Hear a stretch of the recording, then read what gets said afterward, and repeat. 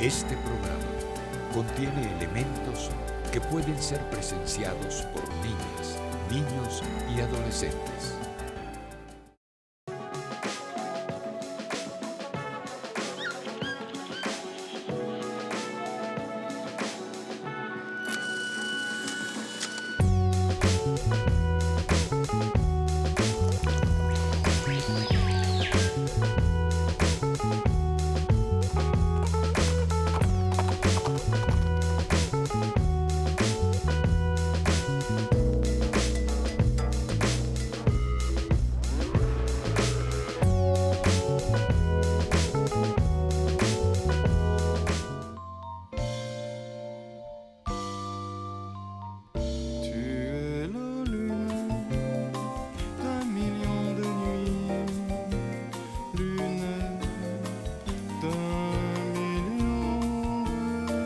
Saludos desde Caracas, República Bolivariana de Venezuela, territorio libre de analfabetismo, a los libreros mediáticos que sintonizan la Librería Mediática, un programa en el que los libros y la televisión tienen mucho que ver, un programa en el que los lectores de todas las edades son protagonistas.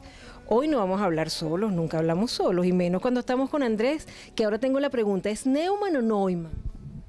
Nosotros en mi familia lo pronunciamos a la castellana, Neumann, para no complicarnos. Fíjate que la librera de acá de Librerías del Sur me dijo, no, aquí viene la gente y pregunta por Andrés Neumann, así que dígale Andrés Neumann. No, o sea que es que efectivamente es un apellido que parece alemán, pero la historia se complica, como todas las historias, porque resulta que es un apellido que es alemán, pero que no nos pertenece a nuestra familia, sino que fue un apellido robado para huir del servicio militar en Siberia hace 100 años, que es lo que hizo mi bisabuelo, que se apellidaba Hasatsky, y que prefirió no morir en Siberia. Era un bielorruso judío y estaba seguro de que no iba a volver del servicio militar en Siberia. Entonces huyó con esta falsa identidad que terminó siendo la identidad real de un siglo de generación de mi familia, así que en realidad es un apellido falso. Es más, aprendí alemán y escribí una novela sobre Alemania simplemente para que dejaran de pedirme explicaciones, porque era muy extraño explicar que me llamaba Neumann, pero no tengo un solo antepasado alemán. Así que soy una mentira, ¿qué te voy a decir? Nosotros te conocimos con este libro, con Hablar Solos, e inmediatamente entonces empezamos a hacer la búsqueda en las redes sociales, pero yo quiero saber quién es, entonces me puse a ver, es simpático, está bien, chévere. Entonces después me puse a ver tus otros libros, y tengo en lectura Bariloche y El viajero del siglo. Las cosas que he leído de ti son totalmente diferentes. Siento como lectora que estás en un proceso creativo permanente y en una búsqueda permanente para no repetirte. Sin embargo, se siente que ya tienes un estilo y que uno está leyendo un libro de Andrés Neumann. ¿Cómo trabajas tú? Bueno, ojalá sea como tú dices. Cuando tú lo dices suena muy claro, pero uno está medio perdido en la oscuridad cuando está trabajando. O sea, por un lado uno tiene una cierta voluntad efectivamente, de no repetirse. Me parece que la peor consecuencia de la mercantilización de la cultura tiene que ver con la fundación de la idea de estilo, que me parece un malentendido. Es decir, si por estilo entendemos trabajo riguroso con el lenguaje y una conciencia fuerte de que la escritura es el contenido, o sea que la forma es el contenido y viceversa, entonces ojalá yo pueda tener estilo. Pero si estilo quiere decir que antes de abrir un libro ya sabes cómo va a ser, y eso se llama tener voz, a mí me parece que se parece demasiado a la comodidad.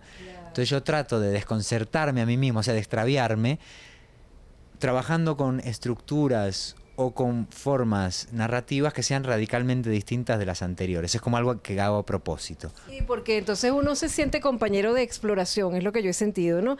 Por ejemplo, en El viajero del siglo, has logrado algo que no es fácil lograr, y que es reproducir hasta los olores de los ambientes, ¿no? Que es algo que la gente quizás no es tan consciente de que cada época tiene sus olores, y entonces tú tuviste la gentileza con el lector de llevarlo de verdad a viajar, o sea, aunque lo estás haciendo desde una persona que escribe ahora, pero tú en la narración lo vas llevando a uno hasta los olores, ¿no? Entonces, no me digas el final porque no lo vamos a decir, bueno, nunca revelamos nosotros el final, pero es un libro delicioso, es un viaje de lectura y es un viaje también por el mundo delicioso.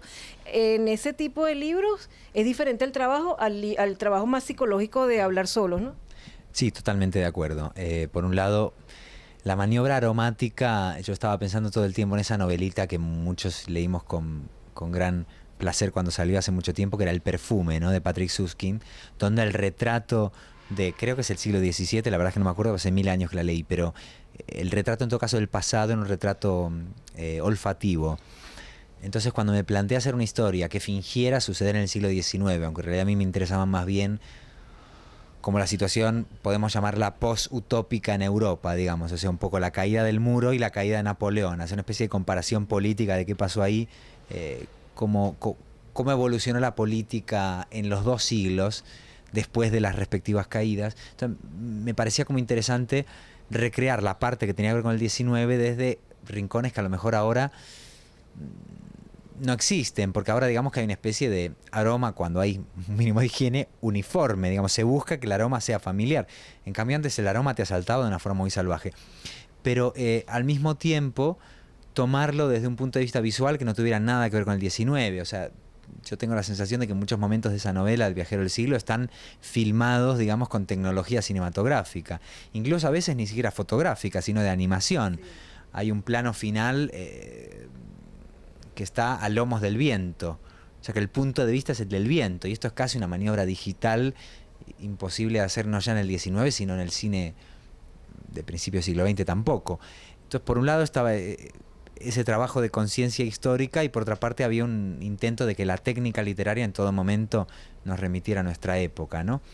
Además me interesaba hacer esa maniobra porque como la ciudad no existe, que esto es un punto interesante que hay que comentar, como en realidad todo esto no es una reconstrucción arqueológica, no es una novela histórica, llamémosla más libertad, ¿no? Claro, tradicional o ponerle conservadora en sentido estético, sino que se parece más a una ciudad invisible de Calvino, Vandenburgo, donde ocurre todo. Entonces, al ser una ciudad tan imposible, a mí me interesaba compensar esa irrealidad con mensajes sensoriales como muy concretos, ¿no? Entonces vos decís, bueno, esta ciudad es imposible que exista, pero sé cómo huele, sé cómo se ve, sé cómo es el viento, sé a qué se dedican sus habitantes, sé cuáles son los poderes económicos y políticos de la ciudad.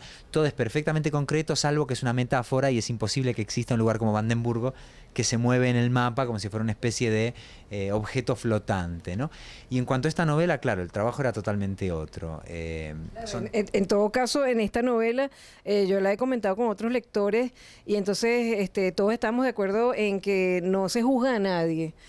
Aquí estamos mostrando, sí. Y eso es muy bueno en esta época, empezar a narrar sin juzgar para enseñarnos no a ser tolerantes, porque el ser tolerante te pone en una situación de que, bueno, yo te tolero, sino a ser comprensivos o a entender que hay muchas realidades y todas son válidas y todas tienen el porqué. A mí me pegó mucho esta novela porque trata situaciones fuertes y las trata con respeto dentro de toda la locura, ¿no? Bueno, a mí me interesaba que hubiese conflicto moral, pero no moraleja, ¿no? Porque la moraleja identificar rápidamente quién es el vencedor de ese juicio, ¿no? Y a mí me interesaba más bien decir, bueno, al ser una novela de 3 puntos de vista, los 3 tenían que estar bien fundamentados dentro de la lógica de cada personaje, ¿no? O sea, en todo caso, que cada personaje creyera que estaba haciendo lo que correspondía, aunque hubiese un conflicto de intereses, ¿no?